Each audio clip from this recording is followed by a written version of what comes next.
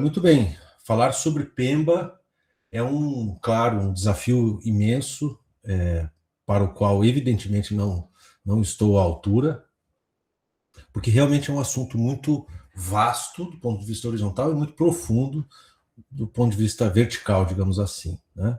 Mas desde sempre, desde que aos 7 anos de idade me deparei com as coisas do Pai Rivas, eu me tornei rapidamente um aficionado, ainda que criança, por sinais de Pemba, né? Eu lembro de eu no terreiro da minha avó, tinha 7, 8, 9 anos, eu tinha um caderninho em que eu passava, naquela época, no terreiro da minha avó, todas as entidades firmavam seus pontos, né? E eu passava um por um copiando aqueles sinais para depois ter esses registros, né?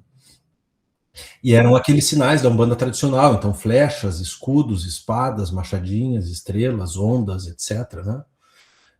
Mas eu tinha um verdadeiro grimório infantil dos sinais da época lá, da minha saudosa avó Nancy. E desde que me deparei com sinais bastante diferentes, né, da chamada Umbanda esotérica e também da Umbanda iniciática depois, esse encanto que já existia antes só dobrou de tamanho ou decuplicou de tamanho, porque a complexidade do sistema de sinais riscados dentro da Umbanda esotérica ou iniciática todos sabem, bastante mais minucioso, detalhado, complexo do que os sinais mais gerais, não menos poderosos, não menos importantes, não menos belos, mas mais genéricos da Umbanda tradicional. Muito bem, a ideia da aula de hoje é ser uma aula curta, eu quero logo passar a palavra para vocês, tanto os pais, mães de santo que estejam presentes, quanto interessados nesse assunto. E quero fazer um breve apanhado geral de basicamente 3 coisas a respeito de Pemba. Naturalmente, eu não vou explicar, não vou passar, a flecha curva é de caboclo, flecha reta é de preto velho, porque isso está nos livros, já é uma informação bastante divulgada, mas a minha ideia aqui é fazer filosofia da Pemba, né? Fazer algumas reflexões filosóficas sobre o que é Pemba, ou seja, a sua natureza, para que ela serve, afinal de contas, ou seja, as suas finalidades, e como é que isso funciona, como é que, a partir do meio de riscar sinais dentro de um ritual, você alcança esses mesmos resultados, esses mesmos objetivos, ou seja, como que a Pemba funciona, como é o seu mecanismo, né? Então, vamos fazer uma primeira aproximação do ponto de vista da sua natureza. O que é Pemba? Né? O que são sinais riscados? Né? Bem, uma primeira aproximação mesmo vai ser pouco animadora. Né? A Pemba é um conjunto de pontos sobre os quais pode giz. Essa é a sua dimensão material. Né? Qual é a substância da Pemba? É um pó de calcário, né? É giz, que deslizando sobre alguma superfície retrata certas formas, né? Ou geométricas, ou simbólicas, ou fonéticas, ideográficas, etc. Nós já vamos falar melhor sobre esses vários sistemas que compõem a Pemba. Então, do ponto de vista da sua dimensão material, dos seus fatores puramente objetivos, físicos, a Pemba é ou giz riscado ou fio bordado, né, em túnicas, toalhas iniciáticas ou toalhas que servem de anteparo para oferendas, preceitos, etc. Né? Ela é pouco mais do que isso, né? Giz ou fio. Né? Agora, onde que ela realmente ganha importância, nobreza, delicadeza, profundidade, né?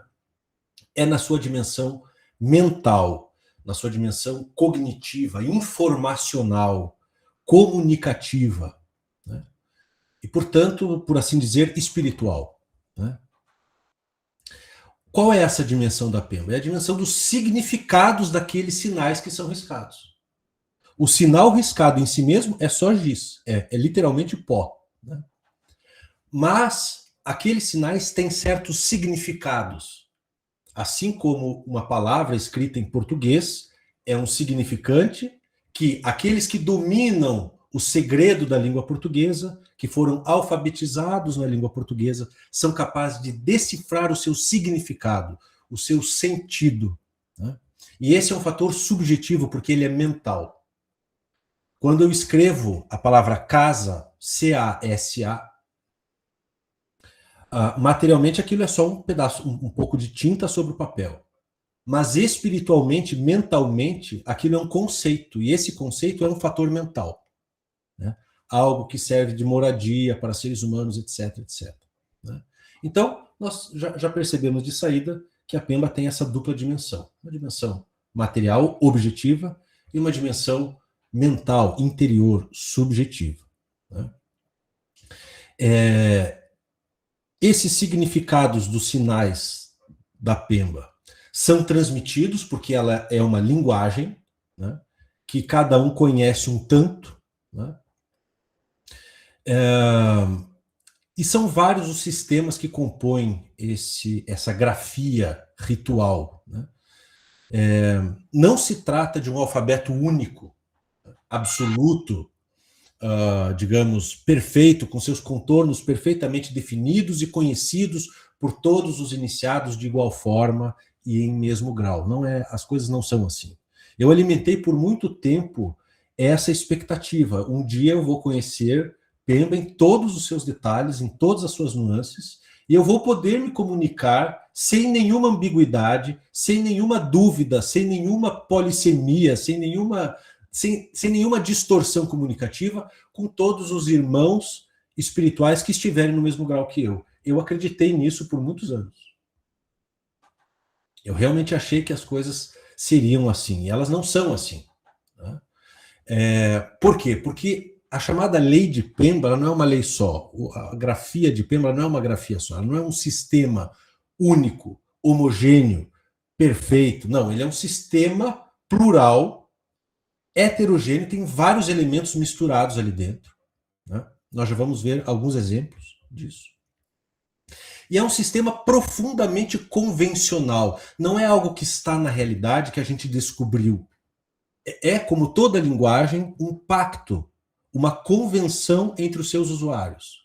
Né? Assim como o português, o alemão, o inglês, mesmo o sânscrito, o hebraico e línguas mais antigas, são pactos, são convenções, são combinados entre falantes, assim também é o sistema dos sinais riscados na Umbanda. Ou seja, toda linguagem é uma invenção espiritual, é uma convenção de mentes, de consciências que têm intelecto e que conseguem associar significados a significantes e vice-versa. Né? Então, nós podemos associar C-A-S-A ao conceito de casa. Nós temos essa capacidade de associar uma palavra a um determinado conceito. Né? E é para isso mesmo, preponderantemente, se não exclusivamente, que a Pemba serve.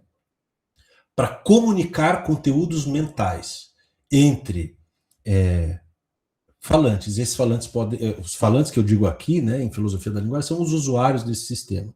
São todos aqueles que estão participando daquele ritual, tanto encarnados quanto desencarnados. Né?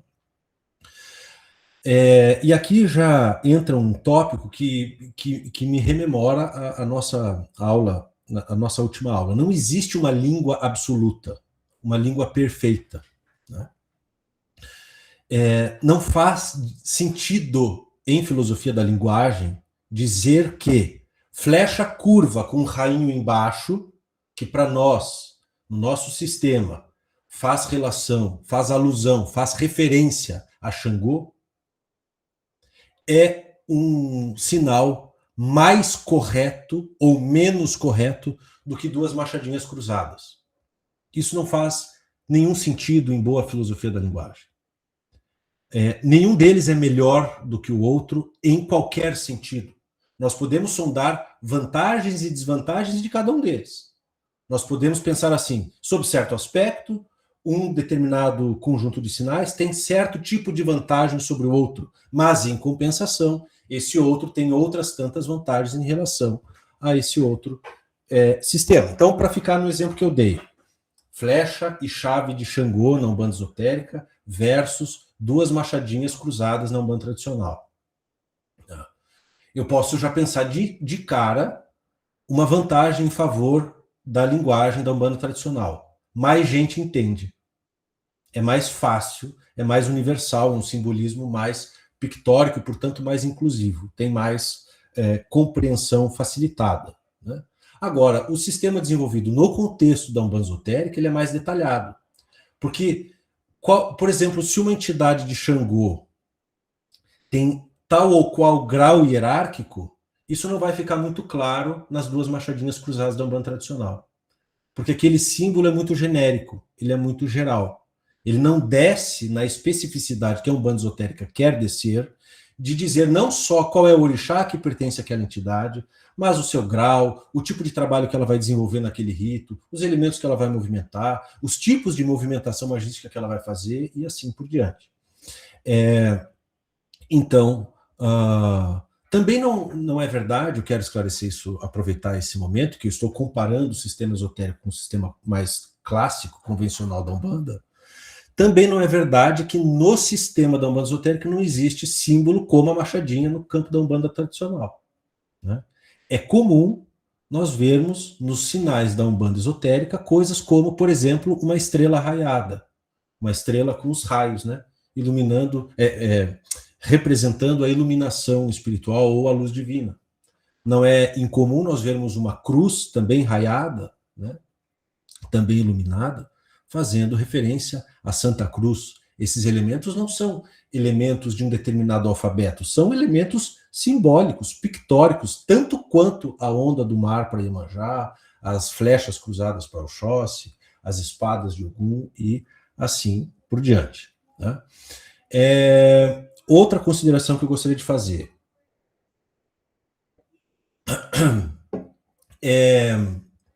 quando eu disse que o sistema de Pemba não é um sistema perfeitamente coeso, uno, homogêneo, que todos os iniciados no mesmo grau vão conhecer igualmente e assim por diante. Né? E é fácil provar isso. É muito fácil provar isso. Basta Basta vocês submeterem o mesmo sinal a diferentes iniciados e o resultado vai falar por si. Né? Cada um vai... Eles não vão dizer exatamente a mesma coisa. E isso prova que existem nuances, existem sutilezas, existem sinais que surgem, novos sinais, assim como no português existem palavras que vão surgindo com o tempo, com o uso, e palavras que vão sendo esquecidas e desusadas, assim também eu creio que exista no sistema de Pemba. Né? Então, dessas considerações que eu fiz até agora, nós chegamos à seguinte conclusão quanto à natureza dos sinais de Pemba. Os sinais constituem uma linguagem, mas não é uma linguagem ordinária, comum e puramente comunicacional. Porque se assim o fosse, como eu disse num vídeo recente lá na página, mais valeria a gente escrever em português, que mais gente entenderia e teria menos dúvida, teria menos distorção de significado. Né? É porque, além de uma linguagem no sentido de transmissão de informação entre mentes, a Pemba é uma linguagem performática, ritual. Me permitam só uma breve pausa, só um minutinho. Eu estou com o meu filho aqui ao lado, porque eu preciso falar uma coisa com ele. Só um minutinho.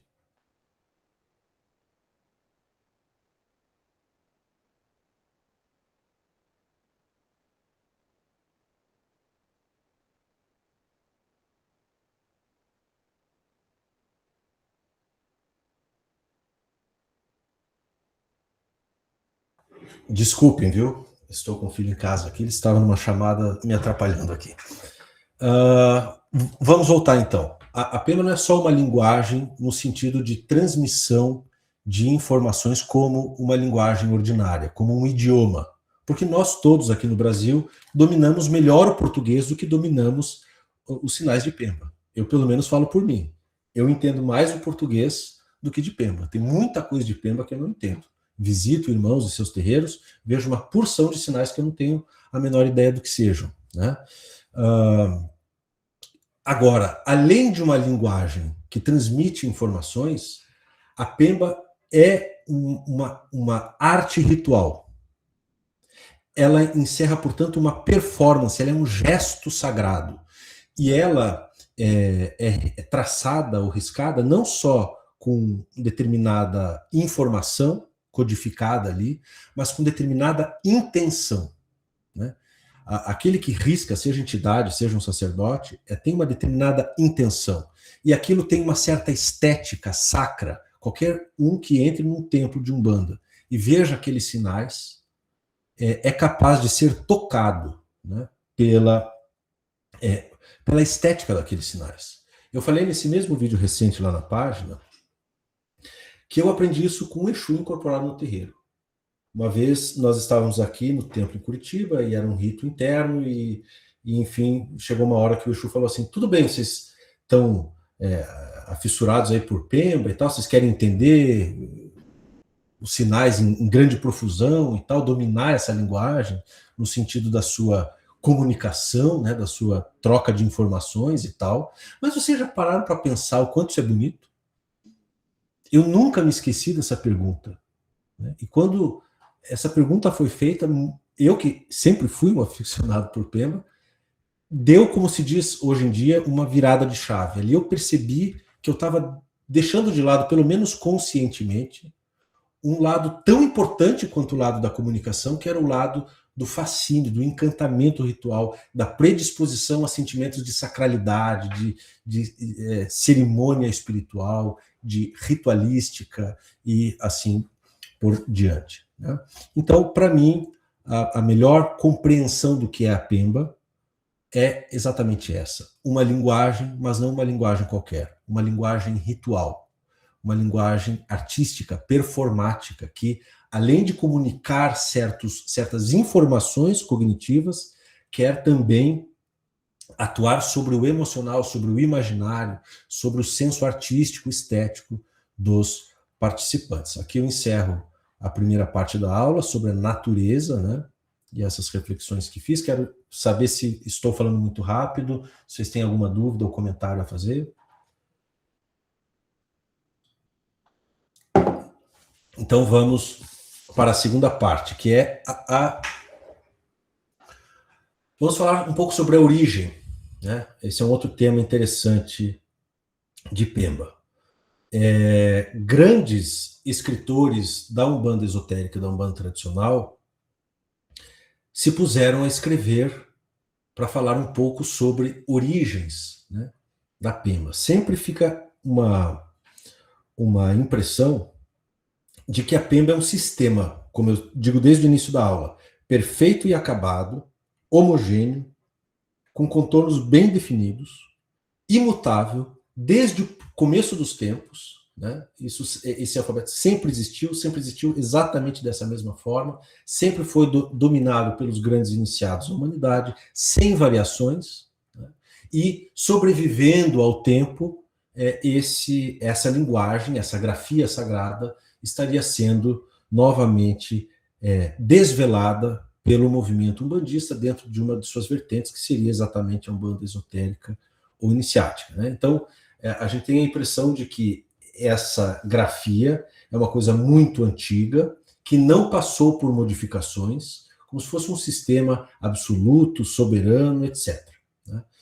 Quem me conhece sabe que essa, a meu ver, não é a melhor compreensão. Eu acho que a origem da Pemba, tal como nós fiscamos nos nossos terreiros, é uma construção que ocorreu no Brasil, né? Ela tem uma origem brasileira, uma origem próxima brasileira, ainda que tenha origens no plural remotas.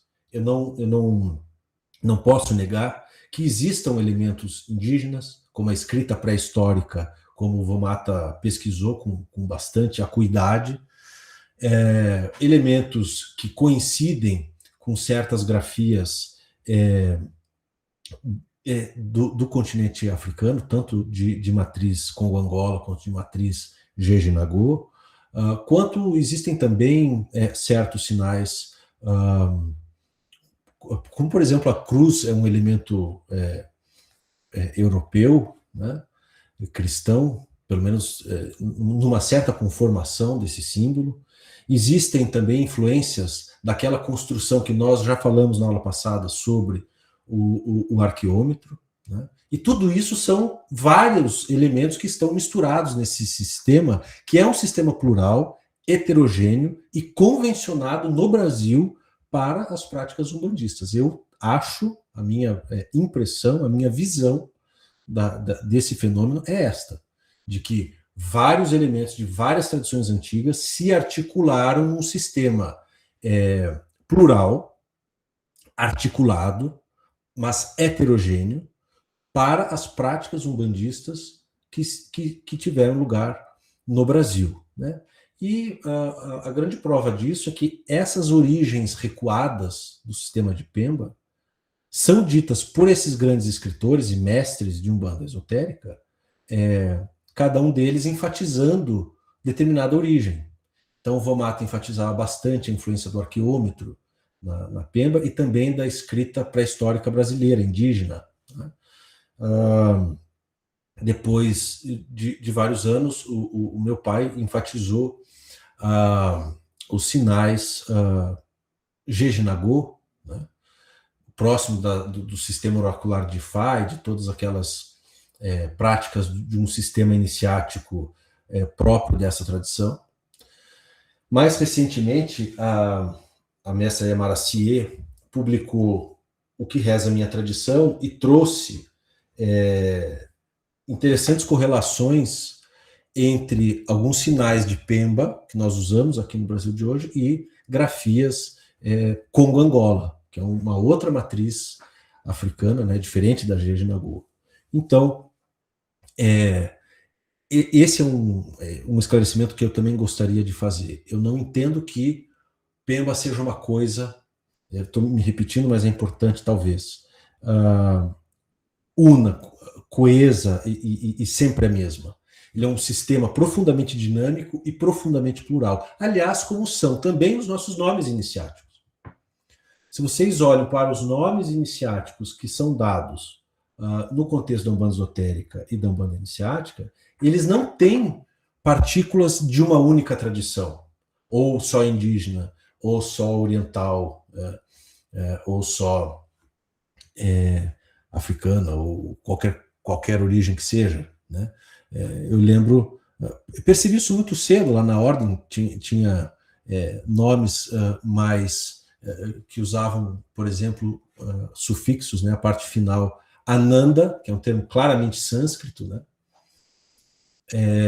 Outros nomes eram claramente construídos com partículas Yorubá, né, africanas. Outras, como o meu nome, por exemplo, tinha maior ênfase da tradição indígena, das tradições indígenas, né, do Tupi-Guarani, por exemplo. Então, tanto o nosso sistema escrito quanto falado é um sistema plural. Isso não é uma desvantagem, né? Isso, pelo contrário, é uma vantagem, né?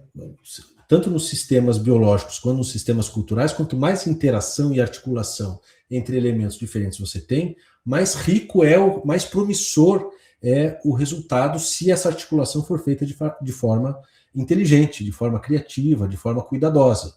E eu acho que é o caso, como nós estamos construindo ao longo das gerações um sistema plural, né, que olha para as grandes tradições espirituais do mundo com grande respeito, com grande aceitação de suas influências. E isso se reflete no sinal de Pemba, nos nomes iniciáticos e assim por diante. Para finalizar, eu queria falar um pouco sobre a função. Para que serve, como funciona a Pemba. E aqui é que eu acho que considerações de ordem filosófica podem nos ajudar de forma ainda mais direta e intensa, né?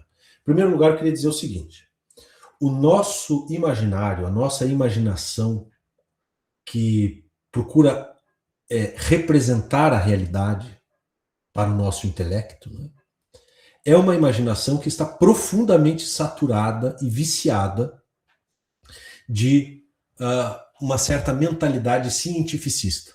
Né? O Ocidente foi muito carregado no seu ensino, nas suas transmissões culturais, por elementos explicativos de cunho reducionista, materialista.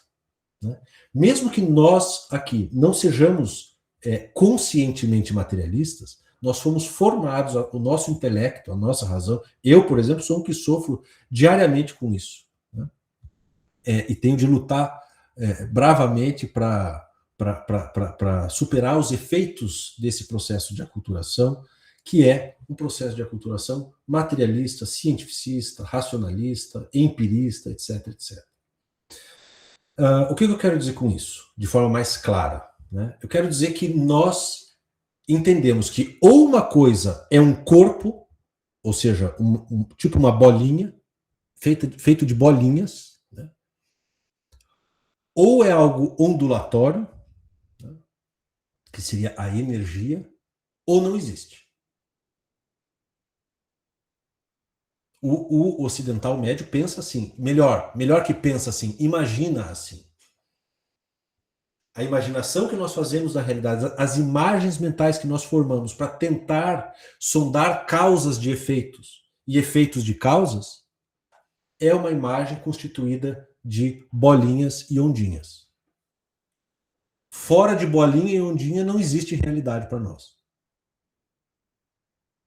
Só que se nós vamos na própria literatura da Umbanda Esotérica, e quando diz o espírito não foi interpenetrado por matéria, espaço, tempo, etc, etc e tal.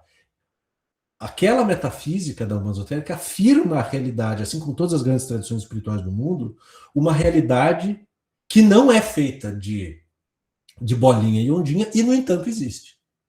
E algumas vão até mais longe, dizendo que essa realidade espiritual, que não é bolinha e ondinha, é a única realidade verdadeira. Né? Então, essa ressalva inicial é importante, porque sempre que nós nos colocamos a pensar, a imaginar, a sondar causas, a imaginar efeitos, a imaginar o mecanismo de funcionamento de um processo, seja ele qual for, nós sempre estamos pensando em bolas, ondas, forças, né, atrito, coisas da física, coisas tiradas da física. E pior, da física clássica, né, da física newtoniana, que a própria ciência já viu que não esgota a realidade. Né? Que se dirá, então, da religião. Né?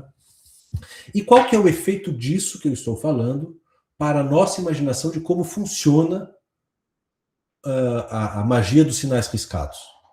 Né? Como que nós imaginamos que a coisa acontece? E eu falo isso de forma muito confortável porque eu imaginei isso por muito tempo. Né? Eu, criança, eu imaginava assim, quando o preto velho pega a pemba, risca lá um sinal, coisas que eu não vejo, fumaças coloridas, ondas, energias, vibrações, saíam daquela madeira e iam produzir os seus efeitos. Então, se era um trabalho para ajudar a curar alguém que estava num certo hospital, eu imaginava que daquela madeira até o hospital ia se estabelecer um facho de luz invisível para mim, mas que seria real, e que esse facho de luz, constituído de vibração, de onda, de energia, promoveria a cura almejada. Eu imaginava que era assim que a coisa acontecia. E eu não nego que isso possa existir, viu? A única coisa que eu nego é que seja só isso. Eu não nego que exista um processo causal, vibratório, energético, etc. e tal, nos processos magísticos. Mas eu acho que a gente reduzir a nossa imaginação a isso é deixar de fora processos muito importantes, muito profundos e de muita valia espiritual. Né? Então, nós pensamos que os sinais produzem efeitos automáticos, mecânicos, objetivos, independentemente da intenção, do poder da vontade de quem risca aquele sinal. Né? Mas se nós levarmos isso a sério, se nós pensarmos que a eficácia do sinal riscado está no próprio sinal, apenas no próprio sinal, objetivamente, então se uma criança risca por acidente um certo sinal, aquilo vai ter que produzir o mesmo efeito. Vocês concordam ou não? Uma pessoa que risque aqueles sinais que estão nos livros, ou que ela vê no terreiro, vai produzir o mesmo resultado, concorda ou não? Se um adulto que conhece as normas de temperatura e pressão põe uma chaleira no fogão e quando chega a 100 graus Celsius, ferve, se uma criança ou um adolescente que não sabe nada de física fizer, vai ferver ou não vai ferver? Vai ferver igual. Então, se o efeito da PEMB é puramente objetivo, é puramente mecânico, exterior, energético, vibratório, etc, etc, etc, então não precisa se concentrar para riscar um ponto, não precisa se preparar para riscar um ponto, não precisa ter toda uma lógica de ritual, né, de performance ritual para riscar aquele ponto, não precisa de nada disso. Você pode riscar aquilo em qualquer contexto e os efeitos vão ser exatamente os mesmos. Né? É óbvio que a coisa não funciona bem assim. Né? Eu acho que quando a gente coloca a questão com essas palavras, eu acho que a maior parte dos umbandistas recuaria da sua imaginação e diria, de fato, não é isso que eu quero dizer. Né? Eu não acho que funcione assim.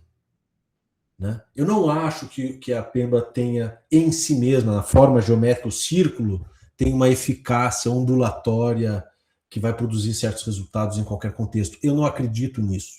Acho que a maioria de nós estaria disposta a rejeitar isso. Mas se nós pensarmos bem, não é tanto que essa imaginação de que um certo sinal produz um efeito específico, como uma cura, um aumento salarial ou coisas do tipo, seja uma imaginação falsa do processo causal. É pior do que isso. Pior do que uma imaginação ou uma proposição ser falsa, ela nem sequer fazer sentido, a gente nem conseguir entender ela bem. Vamos lá. Vamos dizer que eu risque aqui um sinal. Que dizem que é, sei lá, para passar em concurso ou para ganhar um processo judicial, qualquer coisa desse tipo. Qual é o fluxo causal, qual é o passo a passo, causa e efeito entre aquelas formas riscadas como puro giz na madeira e a aprovação no concurso? Será que existe esse passo a passo puramente exterior, puramente objetivo, puramente físico, ainda que invisível, de riscar uma determinada forma num pedaço de madeira e produzir um certo resultado na realidade social, como uma aprovação em concurso? Alguém aqui acredita nisso? Eu creio que não. Eu creio que dizendo as coisas com esta clareza, com estas palavras, todo mundo recuará e dirá: não é isso que eu acredito. Eu acredito, né, que não é essa a crença. Porque parece que realmente é impossível a gente pensar num processo magístico com sinais riscados, né, que não dependam, cujo mecanismo de funcionamento, vejam bem, cujo fluxo causal dispense mentes, espíritos, consciências. Acho que todo mundo de boa vontade vai concordar comigo que um mecanismo puramente causal e físico não une forma geométrica à aprovação em concurso. Agora, uma coisa que pode acontecer é aquele sinal atrai, se estabelece um contato com uma determinada entidade, então tem o mago, né, encarnado, tem a entidade, tem o consulente, ali vai se estabelecendo um certo pacto, um certo entrelaçamento dessas mentes, dessas consciências, e algumas entidades vão atuar, e elas são inteligências, são consciências, não são ondinhas. Né? Entidades não são ondinhas, nem bolinhas. Né? São seres espirituais, que têm inteligência, percepção, consciência, vontade, né? E que agem, têm agência no mundo. Né? Então, a meu ver, essa noção não tão mais objetiva, mas subjetiva, no sentido de congregar sujeitos, pessoas, consciências, espíritos, num determinado processo comunicativo e ritual. Eu acho que essa é uma explicação muito mais sensata, muito mais até poderosa, né? Porque seres conscientes têm mais força do que certas ondas vibratórias, né? Então, a partir disso, a gente consegue chegar na conclusão de que o sistema de Pemba ele tem uma dupla função. E ambas dependem de sujeitos, de consciências, de mentes. Primeira delas, uma função comunicativa, que é intersubjetiva. Tem dois ou mais sujeitos que estão se comunicando. Vejam como é necessário haver sujeito. Né? E a segunda função é aquela função de cunho artístico, estético, que predispõe os participantes de um rito a um senso de sacralidade, a um senso de encantamento, de beleza, que é tão importante para os propósitos espirituais. E esse encantamento, esse fascínio, essa predisposição a sentimentos de sacralidade, etc., acontecem onde? Acontecem dentro da mente dos participantes. E, portanto, é também algo subjetivo, né? Intrasubjetivo, dentro de cada sujeito. Né? Se nós continuarmos pensando que os efeitos, os mecanismos e as funções da Pemba são puramente exteriores, objetivos, físicos, etc., segundo aquela descrição imaginativa que fiz há pouco, eu acho que consciente ou inconscientemente nós estaremos endossando, confirmando, acreditando, dando crédito, né, ao materialismo ocidental, reducionista, que tudo reduz ao que eles chamam de matéria. Né? E que nem essa é uma noção clara, né? O que é matéria depois da crise da física do século XX já não é uma resposta tão simples. Né? Então, são breves considerações que eu queria trazer para vocês. Já terminei aqui a minha meia hora e queria então passar a palavra para quem quisesse compartilhar as suas impressões sobre o que eu falei e também sobre as suas vivências em relação à Pemba e tudo mais.